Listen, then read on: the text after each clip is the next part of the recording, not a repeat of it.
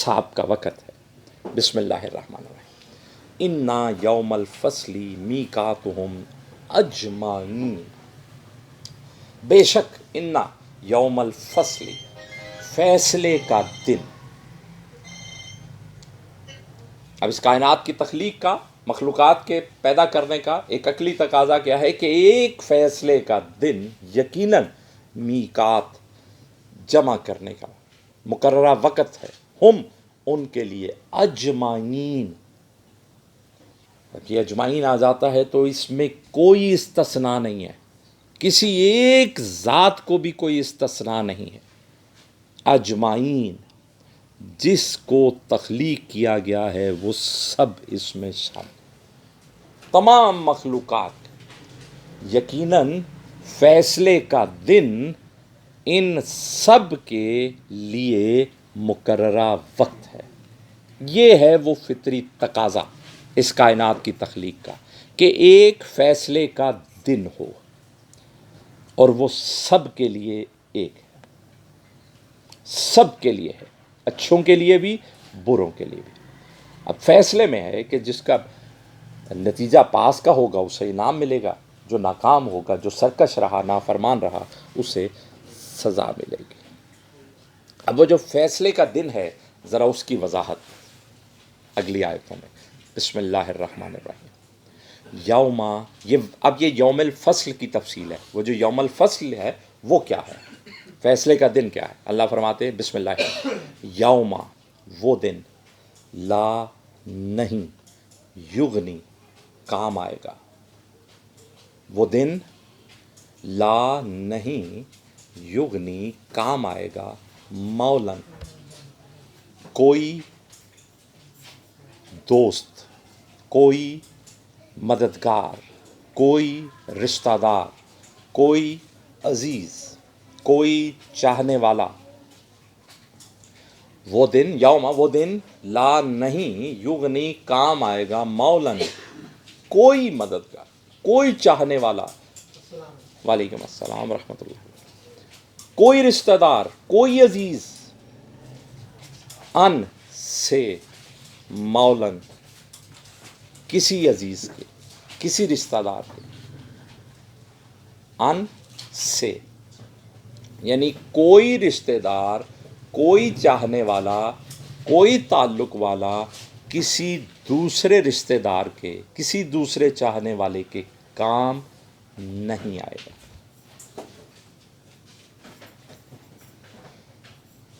شیئن،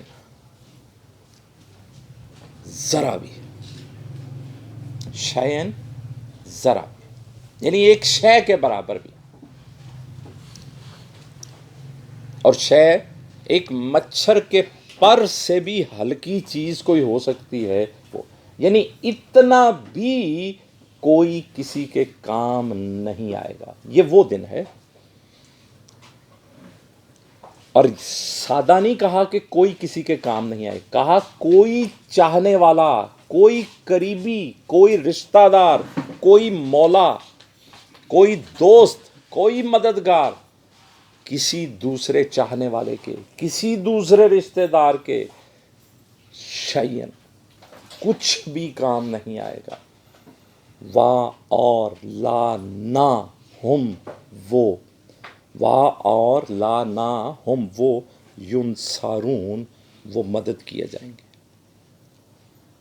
نہ کوئی رشتہ دار کسی دوسرے رشتہ دار کے کام آئے گا، اور نہ ان کی مدد کی جائے گی۔ وہ دن، اس دن کی بات ہو رہی ہے کہ اللہ کہہ رہے ہیں کہ اس کائنات کی تخلیق کا ایک بنیادی تقاضا ہے کہ ایک ایسا دن ہو جو فیصلے کا دن، جس میں سب کو اکٹھا کیا جائے گا۔ اور یہ وہ دن ہے کہ جس میں کوئی رشتہ دار کسی دوسرے رشتہ دار کے کچھ بھی کام نہیں آئے گا، اور نہ ان کی مدد کی جائے گی۔ الا من رحم اللہ، سوائے اس کے، الا، سوائے اس کے، من، جس پر، رحمہ، رحم فرمائے اللہ۔ یعنی اس دن واحد مددگار کون ہے؟ اللہ۔ جس پر اللہ رحم فرمائے، سوائے اس کے جس پر اللہ رحم فرمائے۔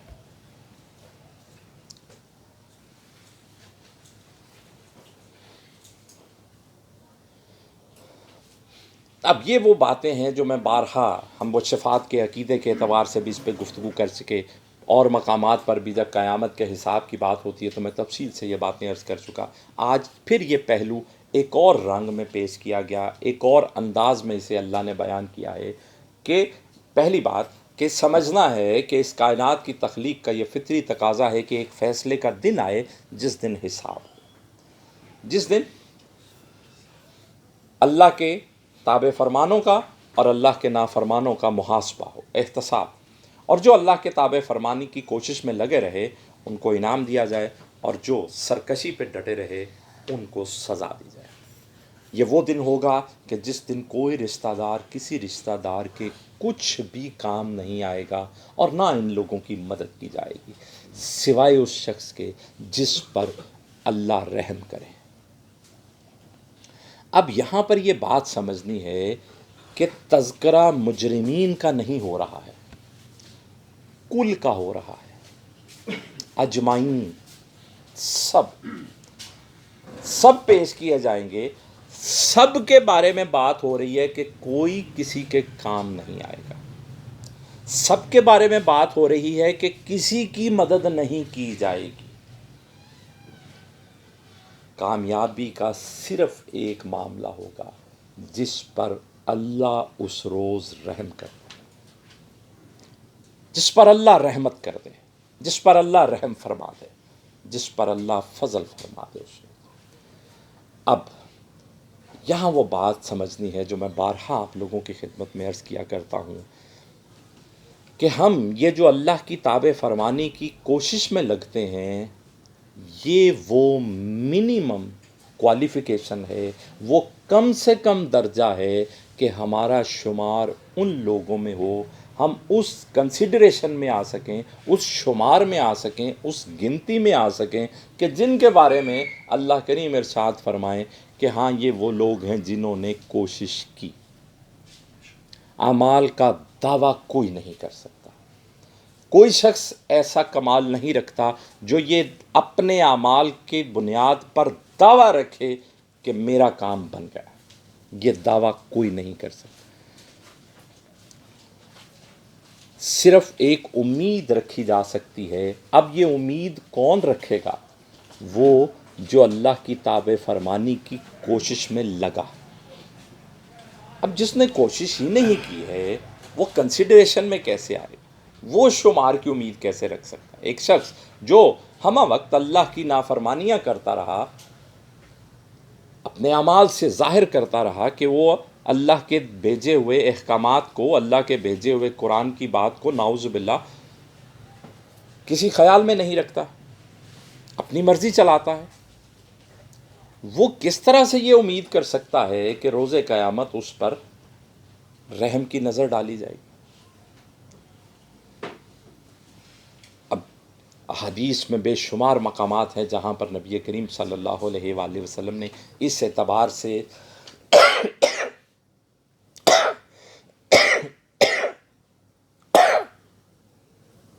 اللہ لوگوں کو یہ سمجھانے کی کوشش کی کہ وہ کیا اعمال ہیں جو اللہ کی نافرمانی، اللہ کی ناراضی کا سبب بنتے ہیں۔ اور اس قرآن کا آغاز اس دعا سے ہوتا ہے جو اللہ کریم نے ہم سب کو سکھائی کہ اللہ سے رہنمائی مانگو، راستہ سیدھا مانگو، ان لوگوں کا راستہ جن پر اللہ نے انعام کیا، ان لوگوں کا راستہ نہیں جن پر اللہ کی ناراضی ہوئی، یا جو لوگ اپنی راہ گم کر بیٹھے، گمراہ ہو گئے جو لوگ، ان کا راستہ نہیں۔ اس دعا کا جواب یہ پورا قرآن ہے، الف لام میم سے لے کر اللہ کہتے ہیں ذالک الکتاب لا ریب ھدی للمتقین۔ تم نے ہدایت مانگی نا، تم نے کہا اے اللہ اہدنا الصراط المستقیم، اے اللہ ہمیں ہدایت دے۔ اللہ کہتے ہیں یہ ہے ہدایت۔ اب میں اس ہدایت کو پڑھوں نہیں، میں اس ہدایت کو سمجھوں نہیں، اس ہدایت سے روشنی حاصل نہ کروں، اس رہنمائی پر عمل نہ کروں، اس راستے کو دیکھوں نہیں جو اللہ نے بتایا ہے، اور پھر یہ امید رکھوں کہ میرا انجام اچھا ہو جائے گا، تو سزا کس کو ملے گی پھر؟ اب اللہ نے اتنے صاف لفظوں میں کہا کہ وہ دن جب کوئی کسی کے کام نہیں آئے گا۔ اب اگر آپ کو یاد ہو، ہم نے پچھلی سورہ میں بھی یہ بات پڑھی کہ اللہ کریم ارشاد فرماتے ہیں کہ وہ دن کہ جس دنیا میں جتنے دوستی کے دعوے دار ہیں اس روز ایک دوسرے کے دشمن ہو جائیں گے، سوائے متقین کے، سوائے ان لوگوں کے جن کا ایک دوسرے سے تعلق اللہ کی رضا کے لیے تھا، اللہ کی تابع فرمانی کا تعلق تھا، اللہ کی اطاعت کا تعلق تھا، اس قرآن کا تعلق تھا، نبی کریم صلی اللہ علیہ وآلہ وسلم سے محبت کا تعلق تھا، وہ قائم رہے گا، باقی سب ایک دوسرے کے دشمن ہو جائیں گے۔ اب یہ جو اللہ کے رحم کی بات ہم نے پڑھی کہ اس روز کسی کی مدد نہیں، کوئی کسی کی مدد نہیں کر سکے گا سوائے اس کے کہ جس پر اللہ رحم کر دے، جس پر اللہ رحمت کر دے۔ ہم اس پیٹی کے اندر رکھیں۔ اب میں بارہا عرض کیا کرتا ہوں کہ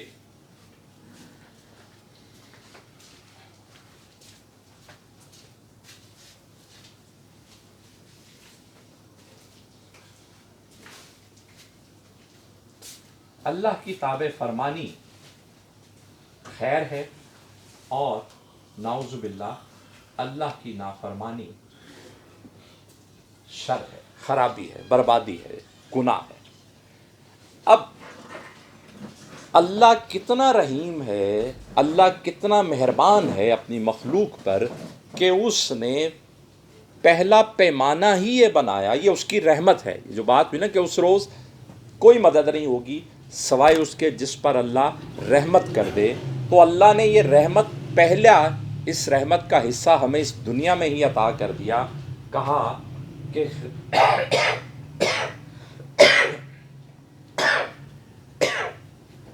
اللہ تابع فرمانی کا ایک کام کرو گے تو 10 نمبر ملیں گے، لیکن نافرمانی ایک کرو گے تو ایک ہی نمبر کٹے گا۔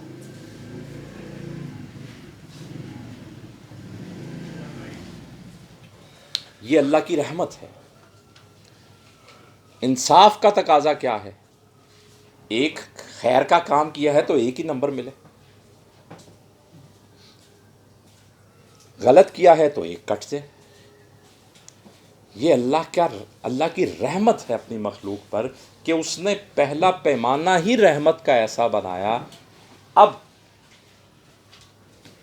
دیکھیے کہ کسی نے 9 نافرمانی کے کام کیے ہیں، ایک تابع فرمانی کا کام کیا ہے، اب وہ اپنے اعمال کی بنیاد پہ کامیاب ہوگا کہ اللہ کی رحمت کی بنیاد پہ؟ سادہ سا فارمولا۔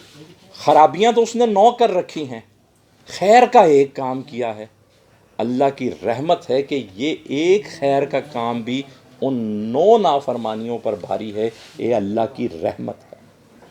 اب یہ اللہ کی رحمت ہے، اس میں بتائیے کسی رشتہ دار کا کوئی حصہ، اس کا کوئی کمال کہ یہ میری وجہ سے ہو رہا ہے؟ اور یہ پیمانہ اللہ کے تمام ماننے والوں کے لیے ہے، جو اللہ کی بات مان رہا ہے اس کے لیے یہی اصول ہے، یہی فارمولا ہے، وہ کسی رنگ کا ہو، کسی نسل کا ہو، کسی طبقے کا ہو، کوئی معنی نہیں رکھتا، اللہ کا ماننے والا، اور وہ جو خیر کا کام کرے وہ اللہ کو راضی کرنے کے لیے کرے۔ تو کامیابی اعمال کی بنیاد پر نہیں ہے، اس کوشش کی بنیاد پر ہے۔ کوشش ایک کی، 9 خرابیاں کی، ایک کوشش بھی کی تو وہ 9 پر بھاری ہو گئی، یہ اللہ کی رحمت ہے۔ تو نبی کریم صلی اللہ علیہ وآلہ وسلم کا وہ فرمان مبارک کہ کوئی شخص جنت میں نہیں جا سکے گا جب تک اس پر اللہ کی رحمت نہ ہو۔ صحابہ اکرام رضوان اللہ اجمعین سوال کرتے ہیں، اے اللہ کے پیارے رسول صلی اللہ علیہ وآلہ وسلم، آپ فرمایا میں بھی جب تک اللہ کی رحمت مجھے ڈھانک نہ لے، میں اور آپ کہاں یہ دعویٰ رکھ سکتے ہیں کہ ہمارے اعمال، ہم اتنے نیک ہیں، ہم 5 وقتہ نمازی ہیں، ہم کسی کو تنگ اعمال کے بنیاد پہ دعویٰ نہیں ہوتا. پتہ نہیں ہم کتنی خرابیوں کا شکار ہوتے ہیں. اسی رحمت کا ایک اور نمونہ میں آپ کی خدمت میں پیش کرتا ہوں. اللہ کریم ارشاد فرماتے ہیں خیر کا صرف تم نے خیال دل میں لایا، اب یہ عمل نہیں کیا، خیر کو صرف سوچا کہ میں یہ والا کام کروں اللہ کو راضی کرنے کے لیے، اسی لمحے 1 نمبر دے دیا جائے گا. ابھی صرف سوچا، ارادہ کیا کہ میں یہ اللہ کو راضی کرنے کے لیے میں نماز پڑھنے کے لیے اٹھ کے ابھی وضو نہ کر لوں، اتنا سوچا ہی تو 1 نمبر دے دیا گیا. برائی کا جتنا مرضی سوچتے رہیں، جب تک وہ وقوع پذیر نہیں ہو جائے گی نمبر نہیں کٹے گا. یہ بھی اللہ کی رحمت ہے. اب اس میں کسی اور کا کوئی کمال، کسی رشتہ دار کا کوئی حصہ، اب یہ اس دنیا میں جب سانسیں چل رہی ہیں تو وہ رحمان ہم پہ کتنا مہربان ہے کہ اس نے، اور یہ پیمانے اس نے ہمیں بتا دیے اپنے پیارے حبیب صلی اللہ علیہ وآلہ وسلم کی زبان مبارک سے، ہمیں یہ سارے فارمولے بتا دیے. تو روز قیامت بھی رحمت صرف اس کی کام آئے گی. اب یہ رحمت اس روز پھر کن کے کام آئے گی؟ جنہوں نے اس دنیا میں اس ہستی کو راضی کرنے کی کوشش کی، جو کوشش میں لگا رہا، جس نے یہ کہا کہ نہیں پتہ نہیں میں کر سکا کہ نہیں، مجھے ہر لمحہ آگے سے آگے بڑھنا ہے، پہلے سے یہ نہیں کہ آج 5 نمازیں پڑھ لی ہیں تو صبح سارے دوستوں کے سامنے اتراتے پھر میں 5 وقتہ نمازی ہو گیا. آپ نے دوستوں کو بتانے کے لیے کہ اللہ کو راضی کرنے کے لیے، اللہ کو راضی کرنے کے لیے کیا تو اللہ انعام دے گا، اور پھر اس پر قائم رہنا. ابھی ہم پیچھے بات پڑھ کر آئے، الذین آمنوا بآیاتنا وکانوا مسلمین، جو ہماری باتوں پر ایمان لائے اور ہمارے تابع فرمان رہے، ہماری بات مانتے رہے. لوگوں کو اللہ کہے گا یا عبادی لا خوف علیکم الیوم ولا انتم تحزنون، آج کے دن نہ تم پر کوئی خوف نہ تمہیں کوئی غم. صرف کس بات کا انعام؟ کہ تم کوئی کام کرنے لگتے تھے تو یہ توجہ کرتے تھے کہیں اللہ اس سے ناراض تو نہیں ہو جائے گا، میں یہ جو کام کرنے جا رہا ہوں میں اس لیے کر رہا ہوں کہ اللہ راضی ہو جائے گا میرے سے، اللہ خوش ہو جائے گا کہ یہ بندہ میری بات مانتا. جو بندہ اس کوشش میں لگا رہا، اللہ کی رحمت یقیناً انشاءاللہ اسے روز قیامت ڈھانپ لے گی، اور اس روز کامیابی اسی کی ہے. کہا کسی کی کوئی مدد نہیں کر سکے گا سوائے اس کے جس پر اللہ رحمت کر دے. بسم اللہ الرحمن الرحیم. انہ هو العزیز الرحیم. انا بے شک ہوا وہ عزیز ہے، رحیم ہے. بے شک وہ عزیز، اب یہ بار بار ہم پڑھ چکے، عزیز، غالب، زبردست، کہ سب کچھ جس ہستی کے کنٹرول میں ہے، اور وہ ہستی جس کے کنٹرول میں سب کچھ ہے وہ رحیم بھی ہے، وہ رحم فرمانے والی ہے، وہ رحمت کرنے والی ہے. اللہ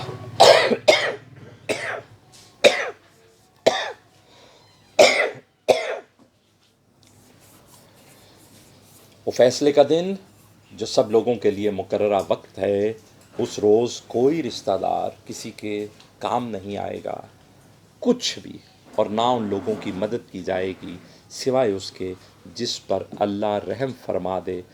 بے شک اللہ زبردست غالب ہے، رحم کرنے والا ہے.